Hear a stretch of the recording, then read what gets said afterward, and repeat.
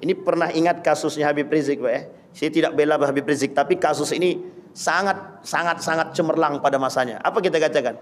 Satu perintah yang ditunggu waktu itu. Kalau jihad kita bilang mungkin jihad semua, Pak.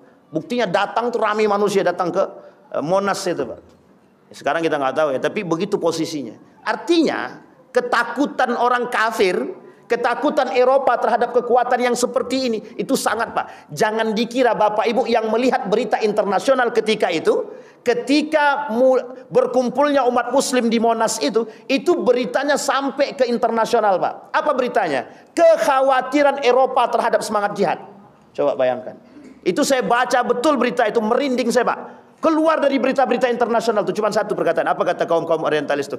Kalau ini betul bertahan lama, habis kita. Alhamdulillahi Rabbil Alamin.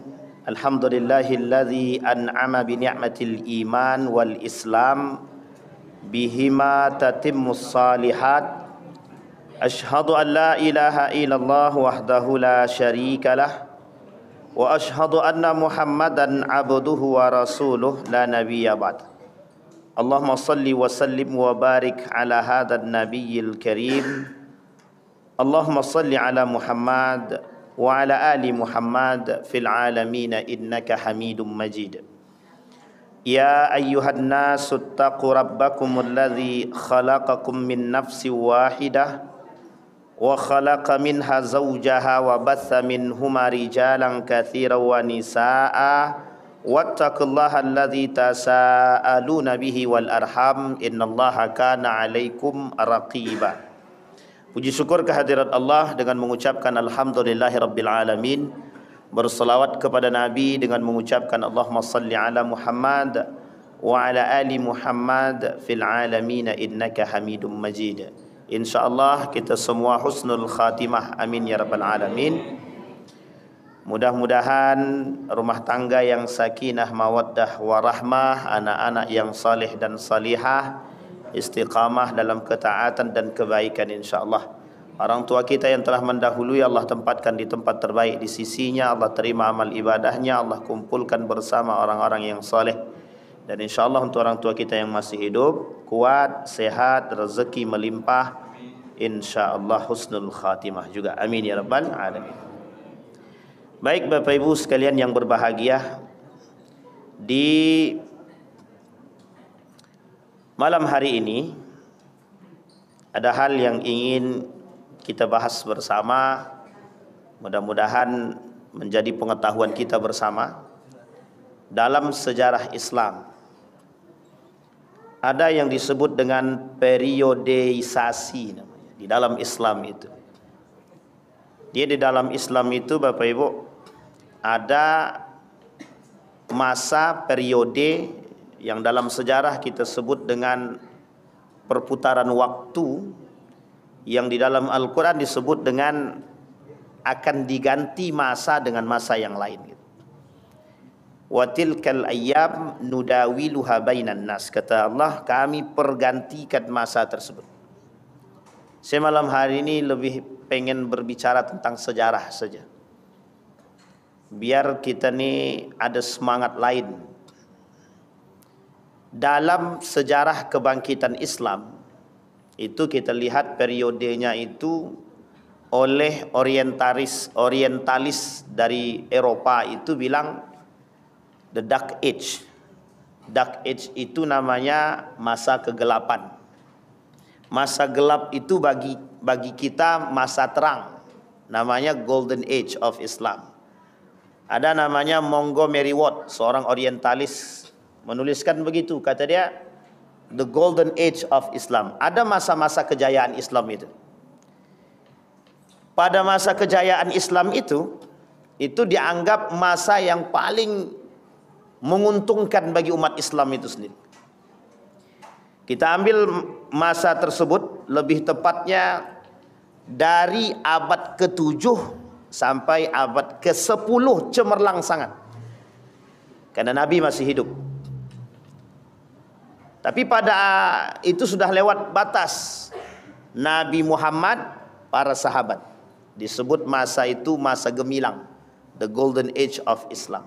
Masa di mana kejayaan Islam. oleh orientalis itu tak dianggap sebagai masa kejayaan. Oleh orientalis dianggap sebagai dark age, masa kegelapan. Sebutlah satu di antaranya, ada Rihlah Ibnu Batutah namanya. Ada buku judulnya Rihlah Ibnu Batutah. Ibnu Batutah ini yang membantah semua teori-teori barat yang berkaitan tentang sejarah Islam, yang ditutupi. Yang ditutupi. Oleh siapa yang nutupi? Oleh kaum orientalis. Beberapa waktu yang lalu ada seorang jamaah WA begini, Ustaz, ternyata penemu ilmu bedah itu bukan orang non-muslim, bukan orang kafir, tapi umat muslim, katanya. Saya kemudian bilang, Bapak sering ikut kajian? Sering, katanya.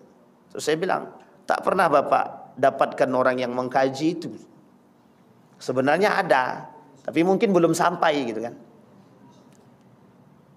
Dalam hal tersebut, saya pernah dikirimkan PDF Bapak Ibu, sekitar 5.000 lebih halamannya. Judulnya itu At-Tib. At-Tib itu karangan langsung daripada Ibnu Sina. Langsung dikarang oleh Ibnu Sina. Di rumah saya sekarang ada buku tebal setebalnya itu tentang persoalan pajak. Itu penemunya bukan orang kafir itu. Penemu teori pajak itu banyak sekali model pajak itu. Khusus umat muslim itu ada berapa macam pajak, dan orang kafir itu ada pajaknya. Ini pada masa piagam Madinah itu. Satu piagam yang sangat terkenal di dunia. Pertama sekali, amandemen perdamaian, merujuk kepada semua hukum menurut agama masing-masing. Bayangkan dalam piagam Madinah itu, siapa yang bersalah? Orang Yahudi salah, hukum pakai hukumnya Yahudi. Orang Nasrani salah, hukum pakai hukum Nasrani. Orang Islam salah, hukum pakai hukum hukum Islam. Tapi tidak dipakai hukum adat, itu tidak ada waktu itu. Meskipun mereka punya adat itu. Kuat sekali Madinah itu dengan adatnya pada masa itu, tapi tak dipakai itu. Nabi persatukan orang itu, Muhajirin, Ansor, Yahudi, Nasrani dijadikan satu. Nama piagamnya piagam Madinah itu. Pajak itu ada judul bukunya namanya Al-Kharraj. Nama judul bukunya Al-Kharraj. Tebal sekali. Tebal banget itu. Itu kalau di 3 kali Al-Quran ini kayaknya. 3 kali Al-Quran ini. Tebalnya itu. Pengarangnya Abu Yusuf. Abu Yusuf ini kalau kita lihat sejarah itu pada masa daulah pada masa dinasti Abbasiyah. Dinasti Abbasiyah.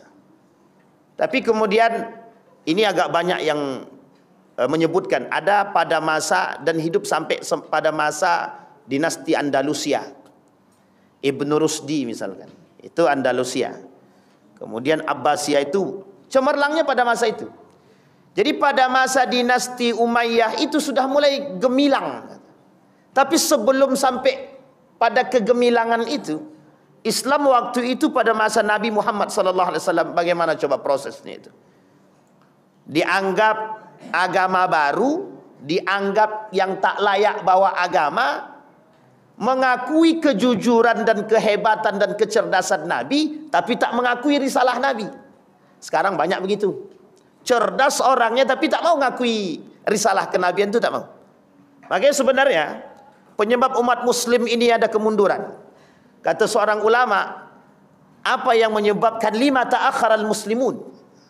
Kenapa umat muslim hari ini itu mengalami kemunduran? Satu je sebabnya. Dari sekian banyak sebab, satu diantaranya adalah ilmunya kurang. Ada yang mengatakan ilmu tinggi tapi risalah tak mau. Tak mau mengakui risalahnya Nabi. Jadi cerdas tapi tak beriman, itu maksudnya. Tapi yang lain bilang salah satu penyebabnya itu adalah ilmu yang lemah gitu. Karena pada masa itu umat muslim itu cerdas-cerdas. Yang menemukan pesawat terbang, sebenarnya bukan pesawat terbang itu, sayap itu. Sayap pesawat itu. Itu penemunya sudah jelas, itu sudah ada dari muslim itu. Dan itu disampaikan. Bapak Ibu habis ini pulang ke rumah, buka video. Judul video itu The Golden Age of Muslim. The Golden Age of Islam. Sejarah kebudayaan Islam. Sejarah masa keemasan Islam. Nanti Bapak Ibu temukan video cari yang translate bahasa Indonesia. Dia ada pakai bahasa Inggris soalnya. Dan itu yang buat bukan orang Indonesia. Yang buat bukan orang Indonesia. Kenapa mereka tunjukkan? Di situ disebutkan namanya. Ada Abu Hayyan, Ibnu Sina dan lain sebagainya. Pembuat kacamata, penemu bedah dan lain sebagainya. Itu bukan orang kafir. Disebutkan dalam buku itu, bukan. Dan ini nanti akan kita sampaikan jika sampai ininya. Jadi Bapak Ibu sekalian yang berbahagia, Islam itu punya periode masa kejayaan itu. Dari masa baginda Nabi sampai runtuh Turki Utsmani. Jadi dari masa baginda Nabi Muhammad SAW abad ke-7 sampai masa Turki Utsmani runtuh 1925.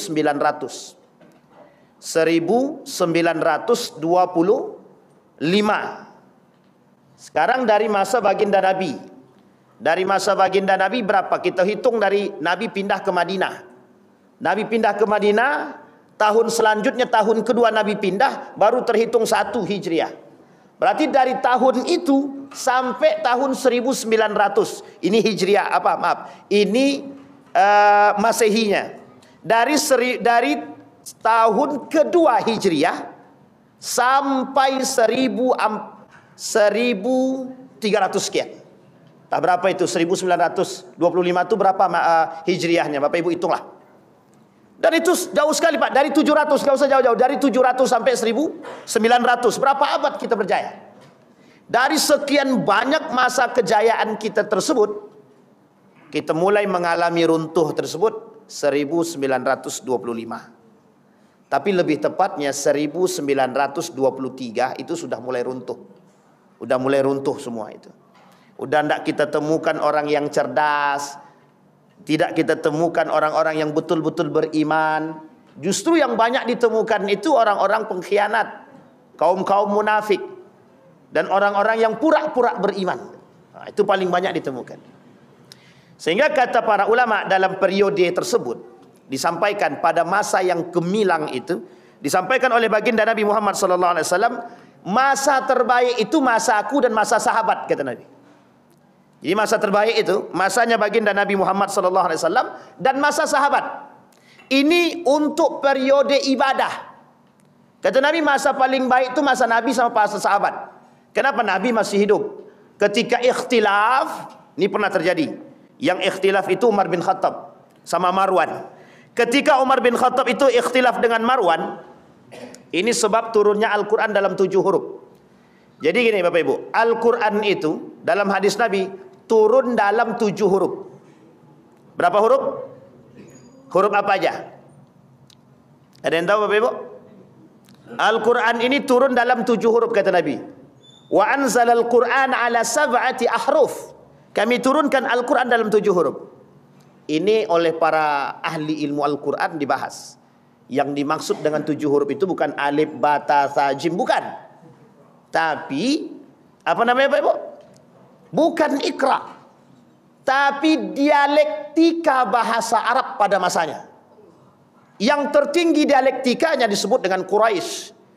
Makanya diambil dari 7 dialektika bahasa Arab itu, seperkampungan Arab dengan kabilah-kabilah Arab tersebut diambil satu yang terbaik, namanya Quraisy.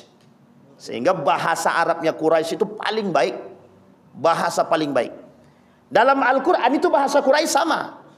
Sampai ada yang meneliti tahun ini, bukan tahun ini, beberapa tahun ini ada yang meneliti. Apa penelitiannya? Keturunan Bani Quraisy di Saudi Arabia. Kata mereka hampir punah. Jadi kalau punah, berarti kiamat selesai. Kenapa kita katakan kiamat gitu? Karena posisinya baginda Nabi dari Quraisy. Kalau Nabi dari Quraisy, akan datang Imam Mahdi dan turun Imam Mahdi dari golonganku kata Nabi, keturunanku kata Nabi. Berarti kira-kira keturunan Quraisy atau bukan? Keturunan Quraisy atau bukan? Kalau keturunan Quraisy kemudian dikatakan hampir punah, bisa jadi tanda kiamat semakin dekat. Ini dalam teori keturunan. Sehingga mohon maaf Bapak Ibu, itu di Saudi sekarang dilakukan penelitian tentang Quraisy tersebut. Bapak Ibu kalau ke Mekah, orang Mekah hari ini, orang Arab hari ini, Bapak Ibu dengarkan, bahasa Arab yang mereka pakai resmi apa tidak? Tidak resmi, Pak. Fulan, fentaruh. Gini, tahan suai. Istibgha. Itu bukan bahasa Arab resmi, Pak. Itu bahasa pasaran. Sama kayak kita ngomong bahasa biasa. Enco, komayang lu. Komay gitu. Tahu Bapak Ibu? Ya kayak gitu bahasa orang Arab sama itu. Dialektika Arab, dialektika Saudi, dialektika Yaman, Libanon itu beda-beda. Meskipun Arab semua itu. Makanya kalau ada orang Indonesia bisa berbahasa Arab fasih, itu sangat dihormati. Assalamualaikum. Waalaikumsalam. Ila aina tadhhab. Itu seolah-olah bagi mereka, wow, hari ini. Kenapa dianggap wow? Dianggap kita ini seorang muta'alim, pelajar terbaik. Karena mereka saking jarangnya mendengarkan dialektika bahasa Arab yang baik itu. Makanya Al-Quran sebut, diturunkan Al-Quran dalam 7 huruf. 7 huruf maksudnya 7 dialektika. Jadi suatu ketika Umar bin Khattab salat di belakang seorang sahabat Nabi. Ketika salat dibaca surat Ar-Rahman. Lah kok beda, kata Umar bin Khattab. Wah, ini udah nggak kusuk dalam salat nih, Umar bin Khattab udah nggak kusuk dalam salat ini. Kok beda nih, kata Umar bin Khattab. Selesai salat diambilnya kera bajunya yang imam tadi, ditarik ya Pak. Ente sesat, kata dia. Digituin Pak. Ini Umar bin Khattab itu Pak. Bapak Ibu bisa bayangkan kan, gimana kalau tiba-tiba imam sesat, dianggap bacaannya langsung ditarik itu Pak, selesai sholat itu. Sini, kata Umar bin Khattab. Bayangkanlah, orang sekarang kan begitu tuh. Jadi kalau ini nggak sesuai ini dengan dialektika kita, ini kayaknya sesat nih, langsung disesat-sesatkannya. Ditarik Pak, dibawa ke baginda Nabi Muhammad SAW. Apa masalah, kata Nabi? Dia nih baca suratnya, surat Ar-Rahman nih beda nih, kata dia. Nggak sama dengan apa yang kau baca. Kata Nabi, akra'uka hakadha wa akra'uhu hakadha. Aku bacakan kepada engkau dengan model begini, aku bacakan dengan dia dengan model begini. Sehingga kata Umar bin Khattab, oh begitu. 7 dialektika. Maka di dalam Al-Quran, ini ada sejarah Pak. Sampai Utsman dapat fitnah tuh di situ. Di dalam Al-Quran kita sekarang, itu bahasa yang diambil bahasa Arab Quraisy. Ada beberapa ayat di dalam Al-Quran yang tidak familiar didengar oleh orang-orang Arab.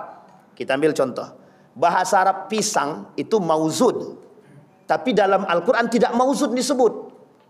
Itu bahasa yang sangat familiar. Mauzun itu. Bapak Ibu belajarlah bahasa Arab. Apa artinya bahasa Arabnya pisang? Semua orang akan bilang mauzun. Tapi dalam Al-Quran tidak. Ada seorang anak mahasiswa Universitas Islam Sultan yang di sini Sultan Syarif Qasim meneliti tentang kalimat pisang dalam Al-Quran. Cuman 1 kalimat. Dan dia teliti mengapa kalimat itu menggunakan bahasa Arab selain daripada bahasa Arabnya Quraisy. Akhirnya tak selesai karena tidak banyak dokumen tentang hal tersebut. Tidak mau Pak. Ternyata masih ada kalimat, tapi tak banyak. Kalimat-kalimat yang bukan dari Quraisy di dalam Al-Quran itu tak banyak, tapi ada. Sehingga mohon maaf Bapak Ibu, satu bentuk kemujizatan Al-Quran itu yang harus Bapak Ibu akui, ketika Zaid bin Thabit dengan Ali bin Abi Thalib yang diminta oleh Utsman ibn Affan untuk merangkum, untuk menuliskan Al-Quran tersebut, itu butuh waktu yang sangat panjang dan keseriusan. Nah, jadi ini sini letak mukjizatnya. Jadi mukjizat itu tidak sembarangan. Kita ambil contoh. Ada namanya surat Al-Fatihah.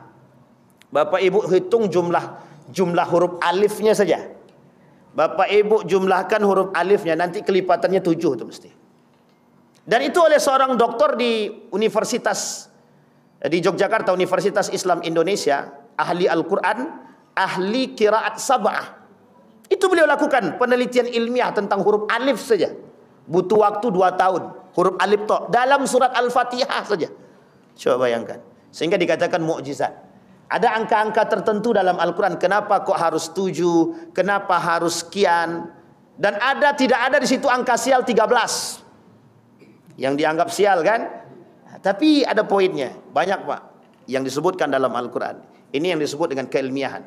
Kata baginda Nabi, pada masa itu Umar bin Khattab saja sebagai orang yang sangat-sangat alim, itu masa itu terjadi pertikaian antara Umar dengan sahabat Nabi. Artinya periode ini, kata Nabi, periode terbaik gitu. secara keimanan. Memang keilmuannya merujuk kepada Nabi semua. Semua yang tak tahu tanya sama Nabi. Sehingga yang keluar dari lisan Nabi itu adalah semuanya wahyu. Wa ma yantiqu 'anil hawa in huwa illa wahyun yuha. Tak ada yang keluar dari lisan Nabi kecuali semuanya wahyu. Semuanya, Pak.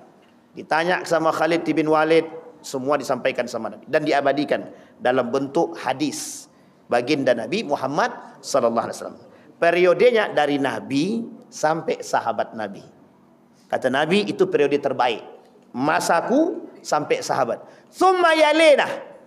Kemudian kata Nabi, setelah masaku, masanya sahabat. Setelah masa sahabat, ada masa yang lebih baik. Nama dia tabi'in. Tabi'in. Tabi'in ini hidup masa sahabat. Dia tak hidup sama-sama dengan Nabi. Dia hidup di masa sahabat.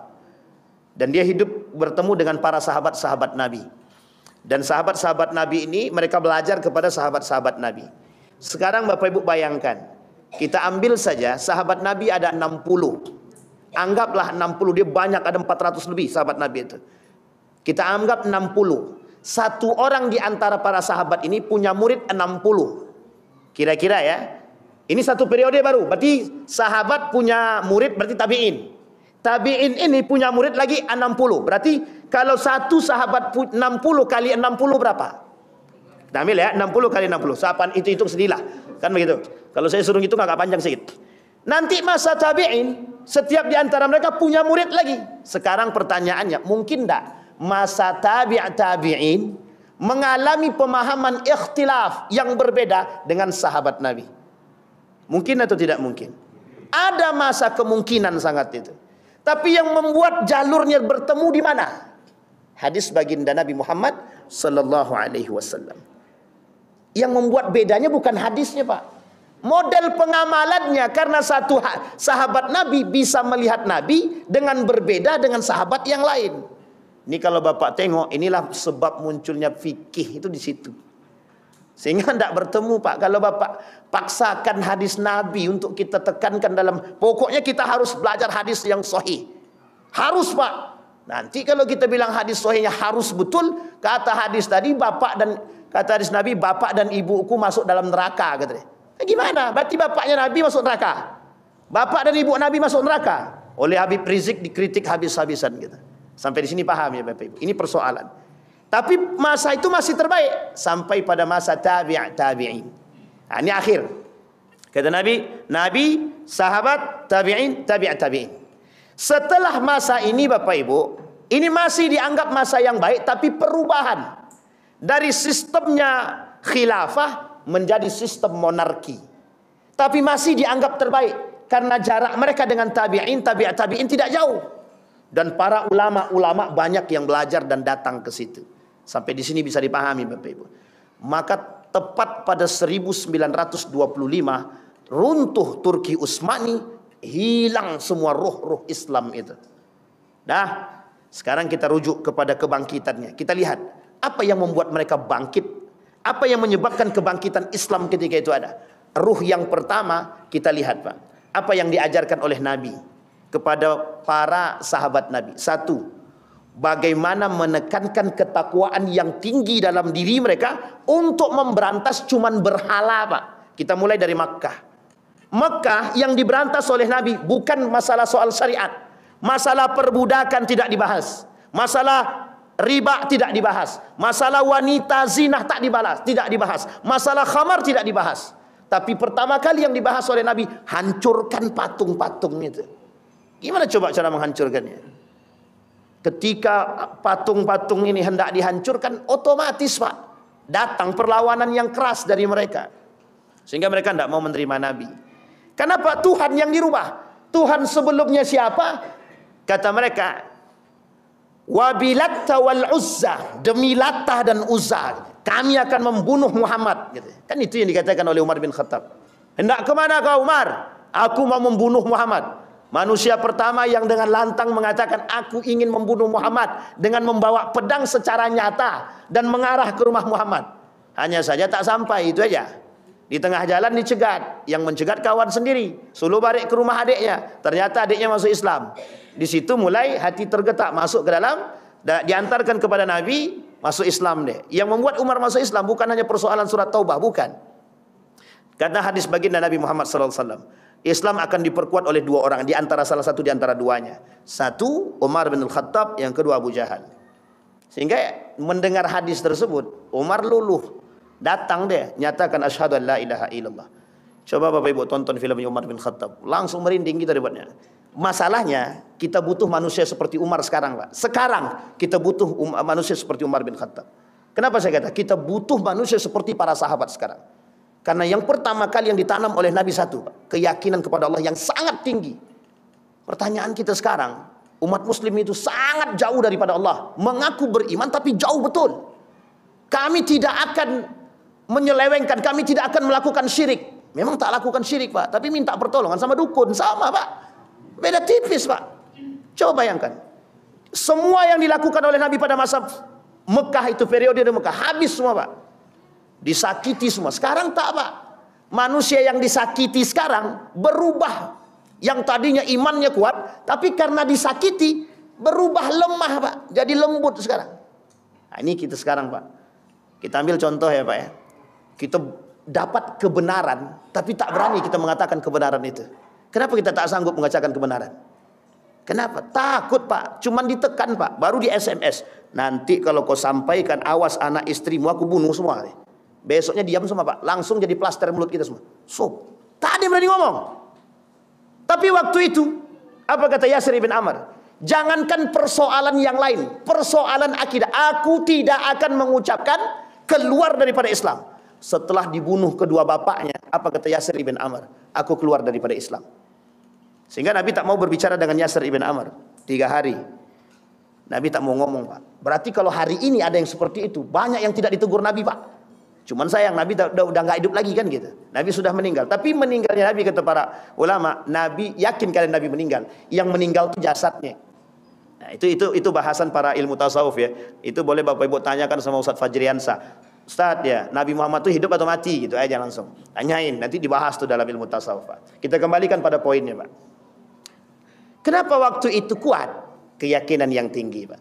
Sehingga waktu itu orang miskin pun, mohon maaf ya, orang miskin, orang tak mampu, budak, yakin dia dengan Islam yang kuat.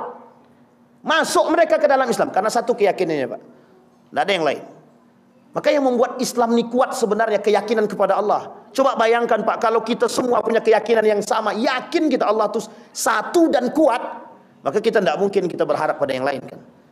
Kata para ulama, penyebab yang pertama kemunduran Islam, banyaknya umat muslim yang tidak bertakwa. Kita tidak usah panjang-panjang, Pak, situ aja dulu. Kalau kita lihat begitu, hampir semua kita katakan, oh itu yang kita temukan sekarang. Maka kalau seandainya Ali Khumaini mengatakan, kita umat muslim ini bersatu, kenapa kalian lemahkan kami? Kita mau jawab apa? Kita yang sunni ini mau jawab apa? Kalau Syiah mengatakan demikian, kita yang sunni ini mau jawab apa? Kami Syiah berani berperang, kalian sunni ngapain? Kita mau jawab apa, Pak? Tidak ada yang bisa kita jawab. Sampai di sini paham, Pak ya? Sampai di sini paham, Bapak Ibu? Jadi sekarang ini persoalan kita itu bukan di luar, Pak. Kita tarik ke dalam rumah tangga kita. Sekuat apa kita hari ini menanamkan akidah dalam anak? Sekuat apa? Satu. Yang kedua, ada penyebab kemunduran umat muslim. Selain daripada ketakwaan, hilangnya jihad. Kita lihat, Pak. Apa yang tertanam dalam diri para sahabat ketika itu? Cuman satu, Pak. Berperang atau mati syahid. Mundur tidak. Kembali tidak. Berperang menang atau kalah mati syahid. Kalaupun mati dia, Pak. Sehingga dalam perang Badar, perang pertama itu, perang Badar itu, apa kata Nabi? Jangan ada yang mencela ahlul Badar. Wa innahum min ahlil jannah. Mereka semua dari ahli surga, kata Nabi. Mencaci maki orang dalam perang Badar, kita bilang dia munafik sekalipun ada, tidak boleh, Pak. Meskipun ada. Tapi tak boleh. Kenapa? Mereka berani berperang. Mau turun, Pak, untuk membela Islam. Sekarang pertanyaannya, kita ini tak mau membela Islam tuh, Pak. Mau, tapi ya begitulah. Mau kami, Ustaz, tapi kami tak punya tenaga. Itu bahasanya. Mau, Ustaz, tapi itu tapinya itu yang jadi masalah kita sekarang. Kita mengaku membela Islam, tapi mengungkapkan kebenaran pun kita tak berani. Hanya karena tekanan, hanya karena takut dimutasi dan lain sebagainya. Mohon maaf ini, jangan nanti tersinggung Bapak Ibu. Ustaz enak, Ustaz bebas. Ya karena bebas itu maka enak. Tapi kalau kami ini tak bebas, kami PNS. Bukan masalah, Pak. Bukan masalah. Kan dalam aturan PNS itu jelas tuh Pak. Mana yang boleh, mana yang harus dipecat dan tidak dipecat itu sudah jelas di situ Pak. Sejauh tidak melanggar aturan-aturan yang jelas. Pertanyaannya berbicara kebenaran apakah itu menjadi sebuah persoalan. Paling dimutasi Pak, dicabut tidak gitu. Dimutasi paling, dicabut tidak. Nah itu masalah saat mutasi, itu masalah saat jauh dari anak kami Ustaz. Nah itu dia masalahnya. Karena ini banyak bahasannya begitu Bapak Ibu. Persoalan kita bukan sampai di situ Pak. Persoalan kita yang meruntuhkan Islam itu siapa? Kita Pak, bukan orang lain. Kita masuk sejarah lagi. Yang ditanamkan sama Nabi. Apa kata Nabi? Kalian berperang, yakinkan keyakinan kalian dalam perang, kata Nabi. Aku yang berdoa kepada Allah. Nabi yang berdoa kepada Allah. Ketika Nabi berdoa kepada Allah, kemungkinkah kemenangan itu tak datang kepada Nabi? Tak mungkin Pak. Pertanyaannya dalam jumlah yang sedikit. Kam min fi'atin qalilatin ghalabat fi'atan katsirah. Kenapa kok bisa jumlah sedikit memenangkan jumlah yang besar? Itu karena doa. Bukan persoalan doa. Allah datangkan bantuan yang lain. Seolah mata mereka melihat yang sedikit itu, tiba-tiba datang gerombolan yang baru yang datang. Itu kata para ulama. Karena Allah turunkan bantuan. Pertanyaannya sederhana kalau kita tarik Pak. Manusia yang datang meminta tolong kepada Allah, pasti Allah tolong. Itu pasti itu Pak. Apalagi dalam keadaan terjepit. Cuman masalahnya kita sekarang itu tak berani jihad. Apa kata Syekh Ramadan Al-Buti? Penyebab kemunduran umat muslim hari ini benci akan jihad, kata dia. Karena kebencian kita terhadap jihad. Hari ini kita tak bisa. Pertanyaan kita, kenapa kita takut dengan jihad? Kenapa kita tak mau berjihad? Kami sudah cukup saat jihad ekonomi, oke. Di antara yang paling lemah jihad ekonomi, tidak ada masalah Pak. Tapi ada jihad yang paling besar hari ini Pak untuk kita semua. Jihad mengatakan kebenaran dan tidak diam atas kesalahan. Itu yang paling penting Pak. Maka jihad ini kata para ulama, ada penulis kitab itu Irsyadul Ibad itu. Persoalan jihad ini persoalan serius. Kenapa saya katakan persoalan serius? Sebanyak ini umat muslim, sebanyak ini orang-orang yang mengaku beriman kepada Allah, yang datang sebagai garda terdepan sebagai seorang mujahid hanya segelintir umat Pak. Maka tak salah ketika baginda Nabi mengatakan yang hilang dari umat muslim itu adalah jihad. Kenapa dulu persoalan jihad ini persoalan sensitif? Karena membangkitkan gairah semangat Pak. Sangat sensitif. Ini mohon maaf Pak ya. Ketika fatwa jihad oleh Mbah Hasim Al-Asy'ari, coba bayangkan semua turun Pak. Posisinya semua turun. Fatwanya cuma satu. Semua yang berjihad melawan penjajah, mati dia, mati syahid, masuk surga. Cuman itu yang diharapkan Pak. Ini pernah ingat kasusnya Habib Rizik Pak ya. Saya tidak bela Habib Rizik, tapi kasus ini sangat cemerlang pada masanya. Apa kita katakan? Satu perintah yang ditunggu waktu itu. Kalau jihad kita bilang mungkin jihad semua Pak. Buktinya datang tuh ramai manusia datang ke Monas itu Pak. Sekarang kita nggak tahu ya, tapi begitu posisinya. Artinya ketakutan orang kafir, ketakutan Eropa terhadap kekuatan yang seperti ini, itu sangat Pak. Jangan dikira Bapak Ibu yang melihat berita internasional ketika itu, ketika berkumpulnya umat muslim di Monas itu beritanya sampai ke internasional Pak. Apa beritanya? Kekhawatiran Eropa terhadap semangat jihad. Coba bayangkan. Itu saya baca betul berita itu, merinding saya Pak. Keluar dari berita-berita internasional itu cuma satu perkataan. Apa kata kaum-kaum orientalis itu? Kalau ini betul bertahan lama, habis kita. Coba bayangkan. Rasa jihad itu ternyata hilang, tergoreskan hanya karena kenikmatan dunia. Cinta terhadap yusaku antada alaikumul umam. Kata Nabi, kelak umat muslim itu pecah dan lemah gitu. Penyebab lemahnya cuma satu saja, duit. Cinta terhadap dunia, hubbud dunia wa karahiyatul maut, ar-rahan. Cinta terhadap dunia dan benci akan kematian. Dan itu ternyata sedikit demi sedikit kita lihat. Ada orang-orang yang dulu semangat kali, pokok juang gitu. Dikasih jabatan di atas, hilang cerita Pak. Nah, Bapak Ibu pandailah menilai itu siapa orang ya kan. Masih mending dia munafik dari awal gitu kan. Tapi kok munafiknya setengah-setengah gitu. Di awal dia semangat bela Islam, tapi ternyata ketika dapat kursi, hilang cerita Pak. Tidak ada hilang lagi. Oh pokoknya Ustaz kami mau berjihad. Ini cerita nyata Bapak Ibu. Ada seorang pemuda. Pokoknya Ustaz saya masuk dalam lembaga ini. Pokoknya biar saya bisa merubah kemungkaran-kemungkaran. Saya sangat semangat mendengar kalimat itu Pak. Alhamdulillah ada orang-orang yang mau. Setahun kemudian apa kata dia? Tak sanggup saya Ustaz katanya. Mundur aja lah kata dia. Asyik bayangkan. Saya sudah ingatkan. Tidak akan mampu saya bilang itu. Bukan tak mampu. Karena memang Itu yang kita, karena yang kita hadapi orang-orang yang memang mencari kepentingan dunia dalam suatu lembaga Islam, tapi dia mencari kepentingan di situ. Dia gunakan lembaga ini, dia bangun lembaga ini, tapi untuk mencari kepentingan dunia. Tidak masuk Pak, dengan roh jihad itu tidak masuk. Sehingga jangan mengatasnamakan mengaku jihad, tapi tidak ada jihadnya gitu. Maka yang kita katakan semboyan kita cinta terhadap agama, semangat terhadap agama, kita harus lihat siapa pelakunya Pak. Karena banyak yang mengatasnamakan semboyan-semboyan tersebut ternyata di belakang itu punya kepentingan. Kita lihat tuh berapa banyak orang-orang yang datang ke sana hanya untuk meminta gitu. Nauzubillah summa nauzubillah. Kembali kepada poin yang tadi. Apa yang ditekankan Nabi pada periode itu? Yang ditekankan oleh Nabi adalah semangat jihad. Sampai kata Nabi, yang tidak ikut berperang munafik, kata Nabi. Kalau sekarang sebenarnya bisa kita katakan Pak, yang takut berperang itu munafik. Yang tak mau membela umat muslim munafik, yang tidak mau membangkitkan semangat atau yang meruntuhkan semangat jihad umat muslim berarti munafik. Bisa saja kita katakan demikian. Karena memang pada masa itu yang tidak mau berperang munafik. Bahkan ada orang, ini singgungan buat kita semua. Ada satu orang pemuda yang ketika perintah Nabi berperang, dia tak mau berperang Pak. Tak mau berperang. Tapi uniknya ketika dia keluar dari rumah, nampak oleh perempuan-perempuan yang ada berjalan dekat rumah dia. Apa kata perempuan tadi? Lihat tuh laki-laki itu. Yang lain berperang, dia tak berperang. Apa tak malu dia? Balik dia ke dalam rumah dia ambilnya, kemudian pergi ke belakang rumahnya, diambilnya kudanya, kemudian pedangnya dia sangkutkan, dia pergi ikut berperang bersama Nabi. Apa kata para sahabat? Gagahnya pemuda itu berperang, menebas sekian banyak musuh. Apa jawaban Nabi? Dia berperang bukan untuk kemudahan Allah, bukan, kata Nabi. Dia berperang untuk kehormatan dia. Sekarang saya tanya, itu kalau kita bahasakan sekarang, berapa banyak manusia yang menjaga kehormatan dia dengan alihnya agama? Berapa banyak agama menjadi tameng atas kepentingan mereka di balik hal tersebut? Dan itu terjadi Pak. Tahu Bapak Ibu kenapa dia keluar begitu semangat? Takut dibilang seperti perempuan. Apa kata dia? Mana kehormatanku ketika aku dipanggil sebagai seorang perempuan? Aku laki-laki. Berperang dia, kata Nabi, dia berperang bukan untukku dan Allah. Bukan, kata Nabi.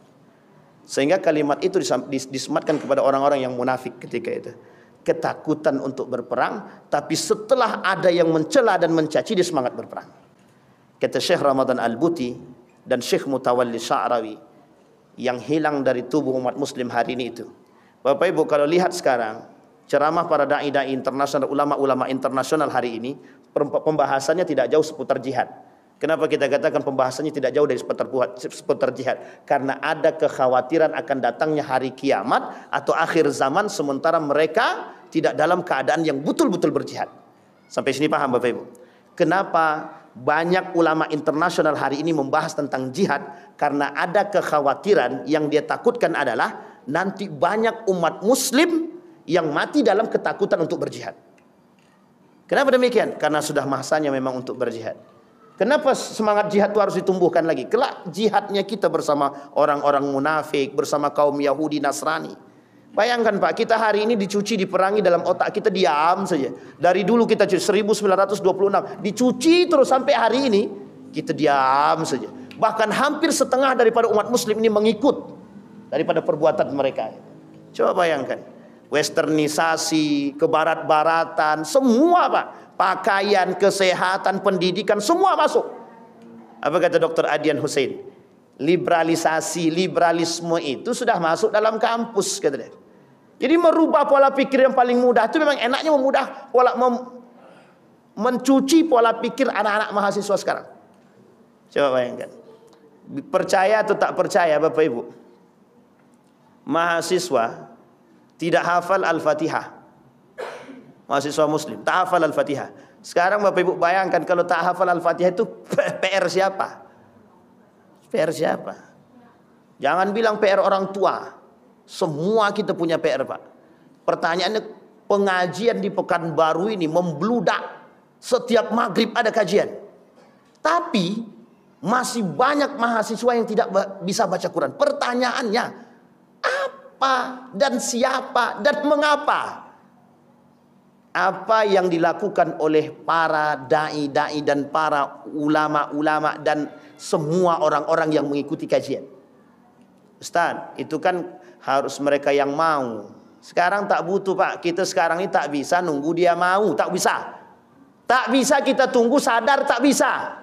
Karena sulit untuk menyadarkan dia. Lebih banyak pengaruh buat dia tak sadar daripada sadar. Maka kebijakan penting Pak. Kebijakan penting. Orang tua buat kebijakan di rumah. Sekolah, SMP, SD, SMP, SMA buat kebijakan. Cuman masalahnya kalau dibuat kebijakan Ustaz, nanti keluar mereka dari sekolah itu biarkan sekolah keluar. Nanti sunyi sekolah kami Ustaz. Kalau sunyi sekolah kami nanti di mana kami cara menggaji guru? Sampai ke sono Pak. Coba bayangkan sampai ke sono Kak pikirannya Pak. Coba bayangkan. Begitulah mirisnya pendidikan di tempat kita sekarang. Sampai di sini paham Bapak Ibu. Jadi secara mereka merusak itu terstruktur. Masuk ke dunia pendidikan rusak semuanya. Hilang Al-Quran, hilang jihad. Hilang Al-Quran, hilang iman. Hilang kedua-duanya, hilang Islam. Sampai sini paham Bapak Ibu? Kalau enggak mungkin ada mahasiswa Muslim tidak hafal Al-Fatihah. Kalau cuma Ustaz, kan Al-Fatihah itu panjang. Itu udah miris banget ya Pak ya. Udah miris banget gitu. Sekarang ada mahasiswa tak tahu huruf hijaiyah.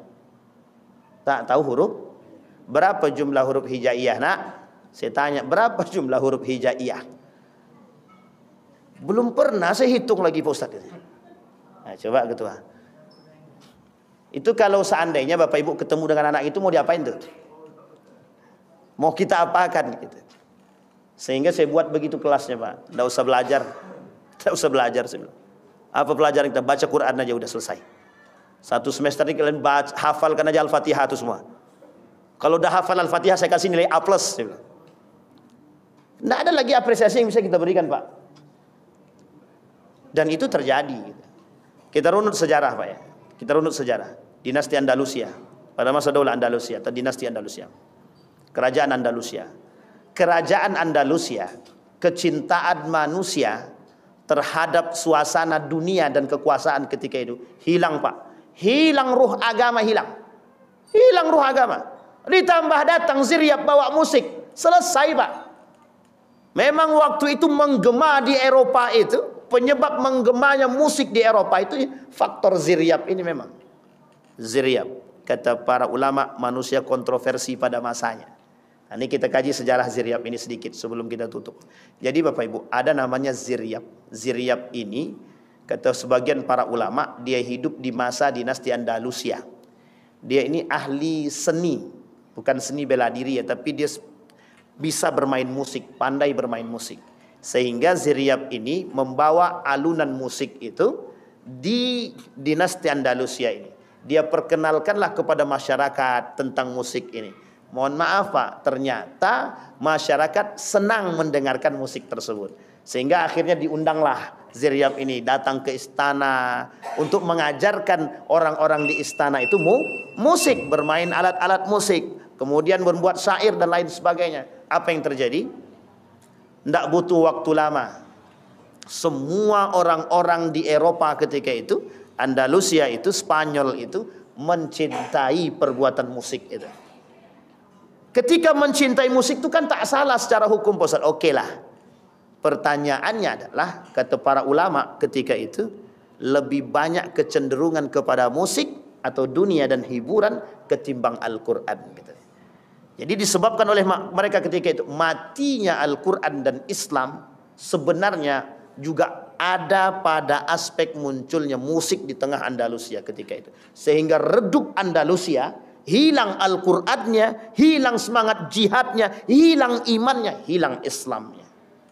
Sehingga mohon maaf Pak, kalau sudah hilang Al-Qur'annya, sudah hilang imannya, sudah hilang akalnya, sudah hilang Islamnya, tinggal satu saja, kehancurannya.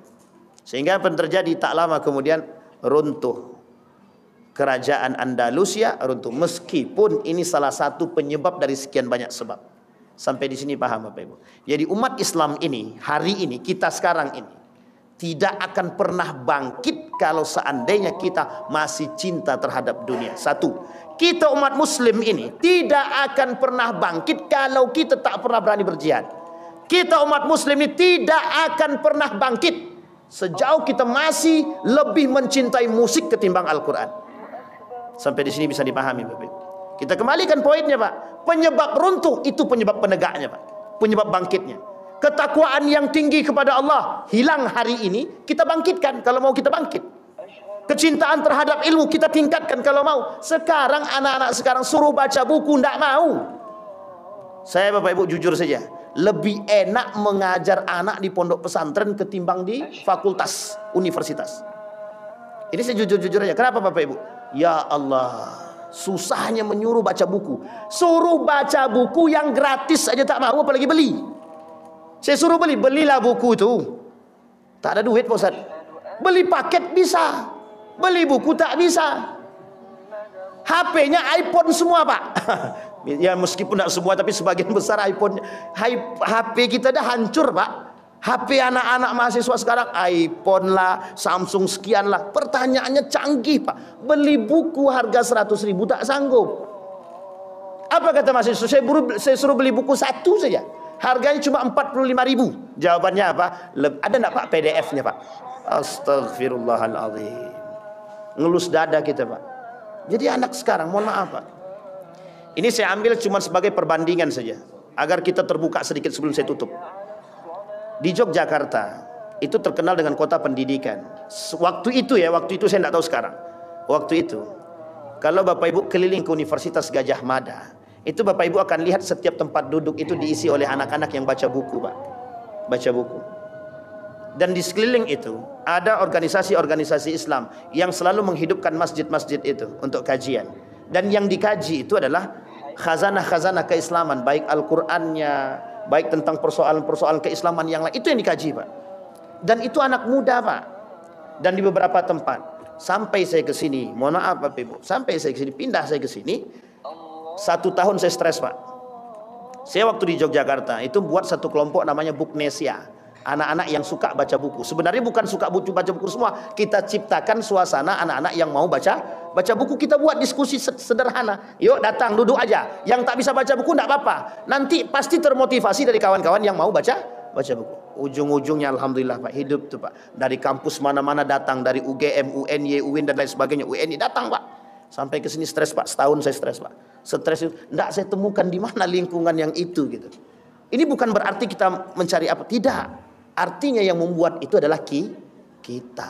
Sampai di sini paham Bapak Ibu. Jadi kenapa anak-anak kita sekarang malas membaca? Itu jawabannya ada pada tangan Bapak Ibu masing-masing. Kenapa anak-anak kita tidak mau baca? Bisa jadi orang tuanya juga nggak suka baca. Tapi anak Ustaz, kata dia, senang anak baca Ustaz. Baca apa? Baca status orang, kata dia. Sampai sini paham Bapak Ibu? Artinya Bapak Ibu, kita tutup dengan kalimat tersebut. Anak-anak sekarang lebih senang baca status ketimbang baca buku. Maka banyak-banyaklah buat status agama. Mudah-mudahan bisa sering dibaca. Saya kira itu saja Bapak Ibu sekalian yang berbahagia. Mari sama-sama kita pelan-pelan hidupkan khazanah keislaman. Mari sama-sama kita bangkitkan dengan yang pertama sekali, membangkitkan cinta terhadap Allah Subhanahu wa taala. Mudah-mudahan bermanfaat. Fa'tabiru ya ulil absar la'allakum tuflihun. Assalamualaikum warahmatullahi wabarakatuh.